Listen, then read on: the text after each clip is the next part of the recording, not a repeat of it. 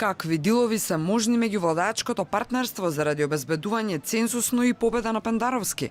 Ова е едно од најчестите прашања стигнати во електронското сандаче на нашата редакција.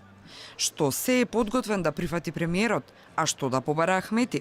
Од досега ставените опции намаса меѓу последните е јасно изразениот став на лидерот на ДУИ, дека ако нема цензус во вториот круг, оправдано било да се размислува за уставни измени за избор на претседател во собрание.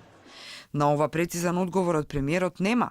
Тој е убеден дека немањето цензус е влез во нова политичка криза, но не ја отфрли децидно идејата на Ахмети.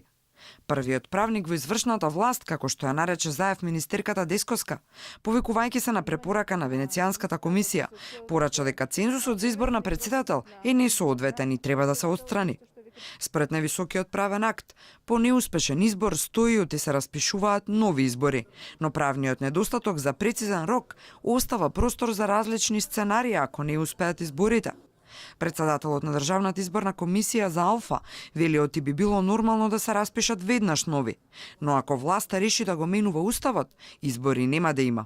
Доколку се закажат избори, се разбира ќе треба да се почека да завршат тие избори. Недореченоста повторно во законските одредби и во изборниот законник членот 122 уредува таа област каде што вели дека се одржуваат нови избори. Нема ни кога, ни рок, значи и тоа дава можност за различни спекулации од овој вид. Јас сметам дека владеачкото мнозинство доколку се одлучи на вакви чекори, веројатно тоа ќе го прави пред распишување на нови избори.